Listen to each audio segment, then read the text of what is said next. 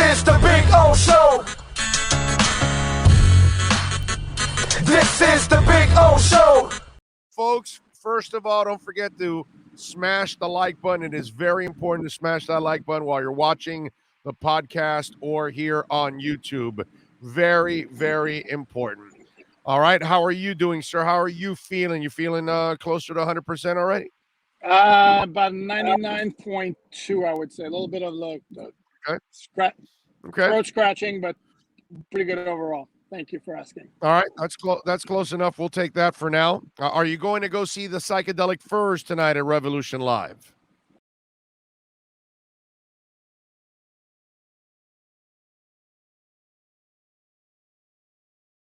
Oh, Love My Way. I am not, but Love My Way. I love that song.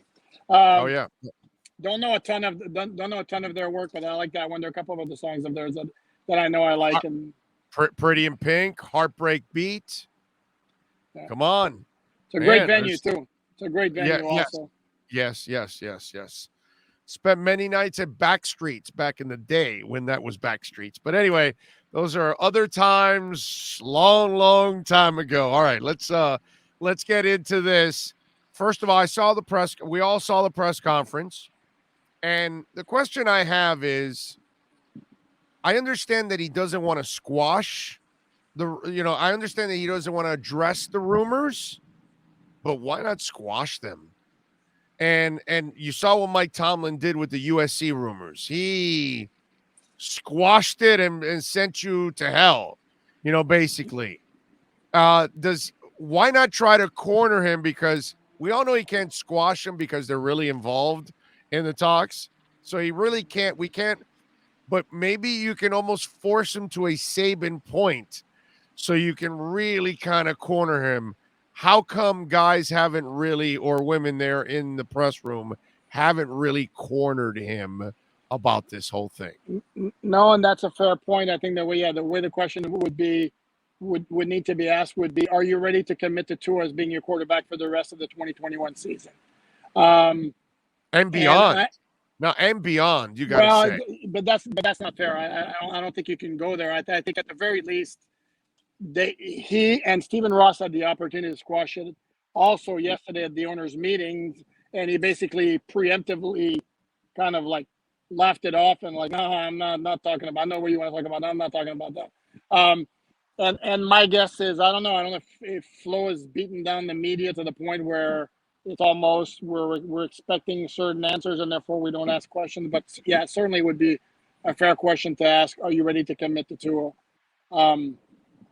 As your starter, to me, at the very least, through the end of the 2021 season.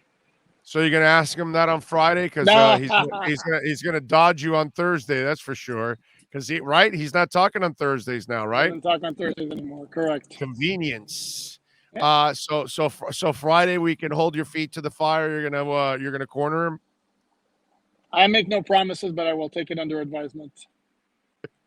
I mean, I want him to shit or get off the pot, dude. That's all. Just, do it, bro. Because I kind of compared it to what happened to me my last year at QAM earlier on the show.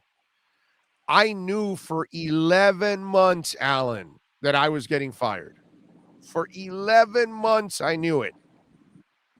It's not a fun thing to walk into work knowing that the guy that's at the top is going to eliminate your salary at the end of the year. And the difference between me and Tua is they never replaced me, because all they've done at 560 and 790 is just get rid of people, but they're not bringing anything in. They got less and less and less is what they're doing. You know what I mean? Like, they just switched 790 to all gambling now.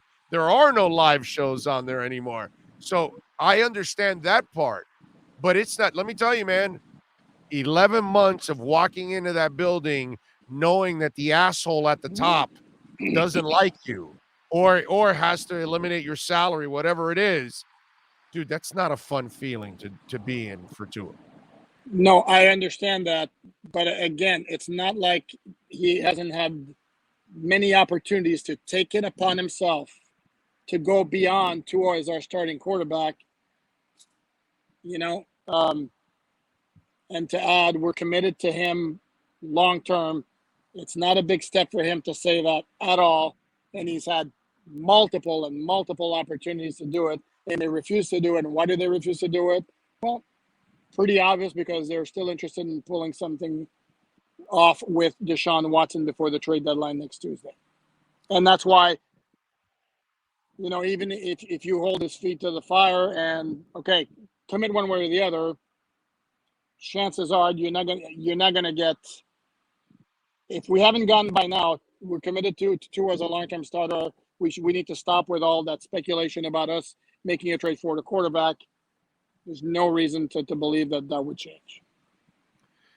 Man, that is just to me. Do you think it's affected? Has it affected the locker room at all? Because it's not like they've shown that kind of open support in a way. The players didn't vote him for captain, which is not completely out of place for a young guy like that. But still, it's just if your coaching staff and front office are already moving on, it's hard for the players he's playing with to look at him and say, no, yeah, you're our leader. You know what I mean? That's a really difficult situation they've put him in. No, that's fair. But I would take exception with your point about that it's not unusual for a young quarterback to not be a captain, because I did the research, and if memory serves, there were 27 teams that named season captains as opposed to game by game. And out of those 27, only 2 teams did not have their quarterback as one of their captains, and it was the Dolphins and it was the Patriots with Mac Jones. But there were a lot of other rookie quarterbacks, Trevor Lawrence, Zach Wilson, or I don't know if Zach Wilson, I believe, was a captain, and second-year quarterbacks were named captain. So that doesn't apply to me. I do think it was a big deal, but then again, if all the scuttlebutt is your team's trying to replace a guy trying to go get Deshaun Watson, it's understandable that guys might be hesitant to make this guy their captain. I do think it has some kind of like intangible effect, but how much that plays into what's going on the field, I'm not so sure about that. I'm not a on the field. I don't believe it affects that much, but no, in I the don't locker either. room, his command of things, guys are looking at him like, yo, dude, you're not even going to be here next month. You know what I mean? It's like, so it's, can Tua call somebody out? You know what I mean? Will they respond, or they'll look at him like, yo, dude, you're not going to be here next year. So, I don't care what you think, that No, kind of and then you hear all those comments like coming out of training camp from some of my media colleagues about Tulish really emerging as a leader and all that. It was like, dude, the guy's a quarterback and he's running the offense. So yeah, there has to be some kind of leadership, because if you're like a wallflower and never say anything, you can't be a quarterback. So that was kind of obvious. That was kind of overplayed. The bottom line is the only thing he can do, and this cliche city here, but is control what he can control and ball out on Sundays. He had a very efficient performance against Atlanta on Sunday.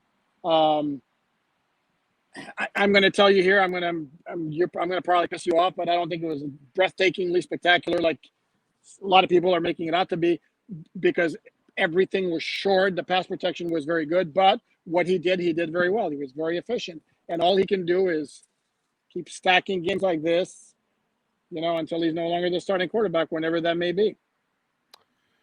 When we look at this situation with Watson, have you been able to ask around?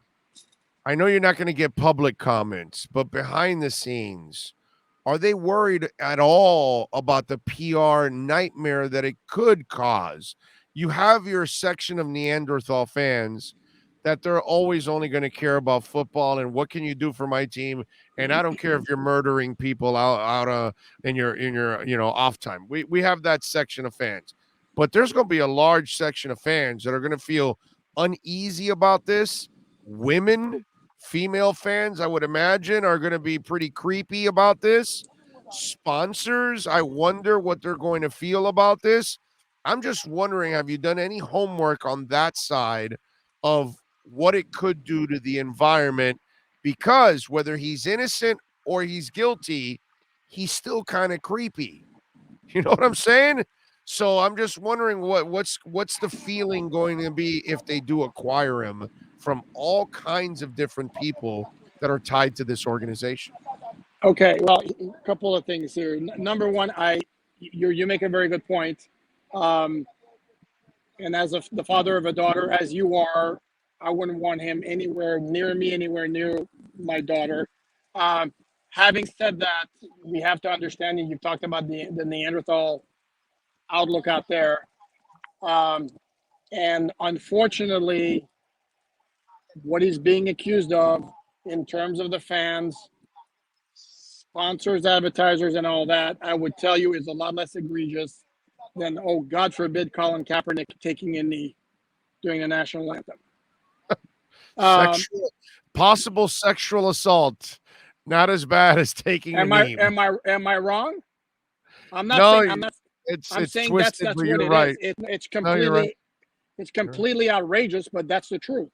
And then we look at other situations, and this is why I've kind of steered clear of taking a moral high ground, because yeah, what he's accused of is completely disgusting. If there's truth to it, he should be out of the NFL for a long, long time, if not forever. But then again, if we're going to start doing that, I mean, hell, I don't see Kansas City fans having an issue with Tyreek Hill, who punched his pregnant girlfriend while he was in college. Right. Which to me is kind of just as vile. If I don't want to say more, but it's kind of in the same ballpark of vileness. It's still disgusting. It's another level of disgusting. Right. It's completely disgusting. So to me, I think in the nature of fans, I think, yeah, there'll be a PR hit. But how long does it last? Does it last until Watson throws 4 touchdowns against New England or against an opponent like that, and then, oops, all of a sudden it's all forgotten? So, right or wrong, that's the way I see it, and I'm not making a judgment on it. I'm just telling you that I think that's pretty much the way it is. All right, so let me run a totally Oliver Stone thing on your ass here, okay? Love it, bring it. I'm gonna throw you completely because and I'm not saying this is what's happening, but I'm just saying the optics of it is kind of what we're seeing here. Okay, in a normal world, I'm going to walk you through a normal world, okay? Okay. And I'm not saying that we need to make changes and fire people. I have not gotten to that point, even though I am livid with Flo right now and all the weird ass decisions and things that he's done this year. Like he's got me like completely lost. But I still don't want him fired. I want him to save his damn job and kick ass here in the next 10 weeks. And I want Greer to save his job. But normally, okay, you are the GM. You hire a coach. The coach can't find the right assistant coaches. He's constantly firing. You come up to your 3rd year with expectations. You absolutely flop. A lot of your picks are not playing well. A lot of the people you paid a lot of money to are not playing well. The quarterback apparently has not convinced the coaching staff or the ownership. Normally, in a normal world, when you're 1-6 and probably headed to a 3-win season, everybody gets shit canned. Normally. You mean you drafted a quarterback at 5 and you've given up on him a year later? Get out of here. That's normally what happens. Yet, Barry Jackson reports that everybody's feeling safe about their jobs. And I'm glad because I hope they do survive. But it's still weird that you wouldn't hear about all of that. And so now let's nonchalant move over to Watson. And I know what people all say. Ross makes no decisions. Ross doesn't pressure anybody. But I have a hard time believing that you're just going to easily go over everything that's not working, schemes, players, salaries, quarterback, everything, picks, all of that, and you're going to give up more picks for a player with a shady reputation to try to bail you out. I have a hard time believing that Tua was solely the selection of Greer and Flo now. Like, I don't It's so weird that you would just gloss over everything and say, yeah, everybody's safe. We're just going to add Watson and we're just going to move on and we'll try to fix it from here on out. Dude, normally you get blown out for stuff like this. I'm just saying. So it's really weird how all of this is just going to transition the way we're talking. And if it really is like that, then I have a hard time believing that Tua was only their selection. I'm just saying. Oh, I don't think you're off the mark there. There's been a lot of scuttlebutt out there that Stephen Ross had his kind of his imprint on that pick. And the big story that's floated around was in 2018.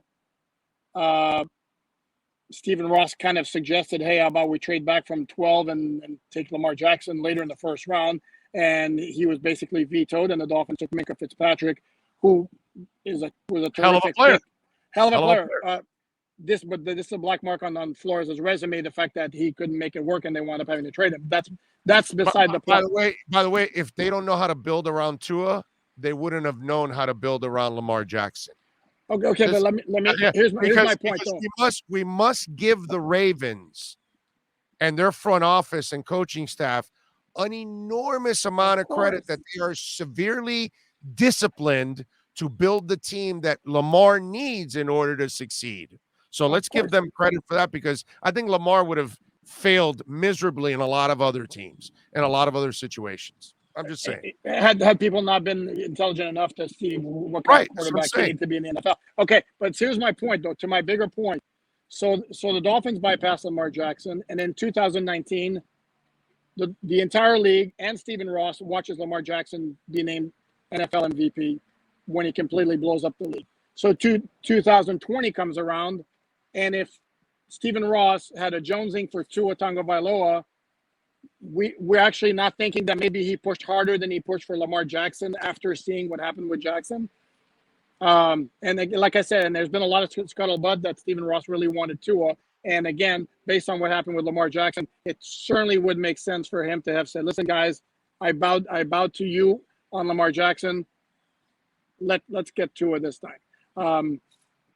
And as far as point number 2, as far as the idea of keeping the regime, to me, it all boils down to Brian Flores and Chris Grier, because I consider them a tandem. I don't believe that Chris Grier makes personnel decisions without Flo, at the very least, his stamp of approval. That's at the very least. You're 1,000% right. You're not speculating. You're not guessing. Nothing. They are a tandem. There's no doubt about it. So to me, you get rid of both of them or you keep both of them. And the thing is, last year, in the second year of a rebuild, quicker than anybody thought, boom, they're 10-6 and they're in playoff contention, controlling their playoff fate heading into the last game of the season. And that, to me, built them a lot of equity. So I can absolutely understand why they're still around, and I can still understand why they would still be around after the end of the season if the Dolphins make some kind of a little move and win some games and become very competitive every week. But in the flip side, of course, if things continue to go south and the Dolphins finish 2-15 or 3-14, then obviously all bets are off, and then I think we easily could see a change. Yeah, I mean, but again, if there is no change and you're making the trade, I'm just going to say, wow, there's more to this story. I don't know what it is. Of course. But there's something going on here. And, you know, when you keep telling me somebody's in charge and they're really not in charge, I just keep getting frustrated with all of that, because then when there's so many chefs in the damn kitchen, you know, I just find it's a very nonchalant way, the way they're moving from, and this isn't like the Rosen pick, bro. This is the number 5 overall pick in the damn draft. And in a freaking year, you've just moved on. But again, Big O, to me, but you're missing the point.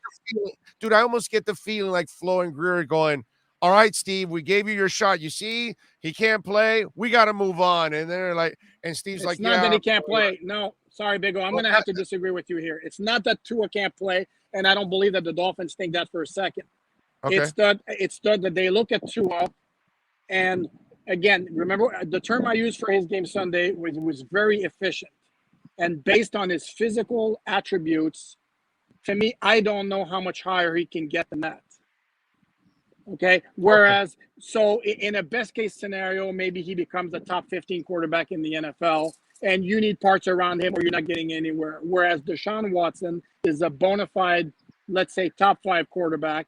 Yeah. Where his issues are cleared up and you can be a contender with him year after year just because of how good of a quarterback is. And settling that position. If you remember the introductory press conference with Flores and Greer. If you have the team. If Well, not, you can throw 4,800 yards and 33 touchdowns and 7 interceptions, and you win 4 games. Except I'm going to tell you this. You need a whole lot less pieces around Deshaun Watson than you do around Tua. You still need an offensive line around Deshaun Watson.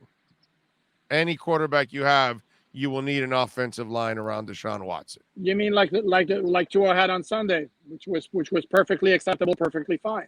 Yeah, for short passes, not for long, not for long. I'm sorry. Look back at the game I watched. I rewatched. Yeah. Game, There's and he had plenty of time to throw the pass. He was pressured, maybe a handful of time. I'm not buying this constant dumping on the offensive line, even after a game when they actually played pretty well. I mean, yeah, let's give those guys some credit.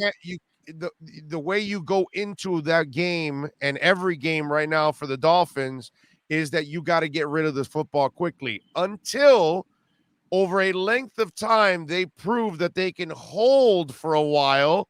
Then you can start going on the deep end and taking deep shots, which, by the way, they don't have a lot of players anyways that can actually do that except for Waddle right now. And you also don't have a quarterback who throws the ball downfield very well. No, you do have a quarterback. The problem is you don't have a running game and you don't have proper receivers to do some of the things that you need to do. But if you get that offensive line working where they actually can give the kid confidence and he can sit back there and really wait, then yeah, he can play the game. I think he can't he threw deep in Alabama, dude, but he had linemen in Alabama. He had 5 seconds to throw every time. But again, Tua needs more help around him than Deshaun Watson, and it's not even close. That's the point I'm trying to make to you. So if the Dolphins have Pro Bowlers at every position on offense, Tua's going to be great. No, but that's not reality. He's not any Pro Bowlers on every position, but he does need an offensive line. I think he can work with everything else that they have if you give him an offensive line and a running game. He gets that. And like I said, they had 430 yards against the Falcons. So obviously the offensive line did some things right. And again, I've been dumping on the offensive line as much as anybody. I absolutely hate the fact that they're getting zero credit for what they did Sunday. Yeah, well, we'll see this week what the offensive line does instead of facing a Falcon team with no pass rush and is absolutely terrible. Now, okay, but Big O, hold on. If this week Tua drops back with a lot of time to pass, then you're right. Okay, Big O, and mention that the Atlanta has a horrible secondary. So if you're gonna attribute the good performance of the offensive line because they played against a garbage defense, then is it not fair to say that, well, Tua succeeded and played that well because he played against that garbage defense? Yeah, it's not just Tua. I mean, okay. It's part of it. It's part of his success that he played against a bad defense. Okay. Obviously this week, but it's a bad team. He played against 2 bad teams the last 2 weeks. Correct. So the offensive line was a little better. The running game was a little better. They used more of a passing running game in 2 weeks ago. This week they were able to actually run the ball. Now, this week against Buffalo, if the line can give them time, then I think you can actually be somewhat competitive. If they can't give them any time and they can't run the ball, then you've got no shot in hell. Right? True. So we will find out this week if the line truly has made some progress. Because I've watched Tua play all right at times, like against Arizona, a good defense. Very good. What I'm saying? Yeah, he had a very good game. So there are moments and very weak weapons, by the way, in the process while you're doing this. So if this kid actually had some support, I think Drew Brees always had support, dude. That's all I'm saying. Treat him like you treated Drew Brees.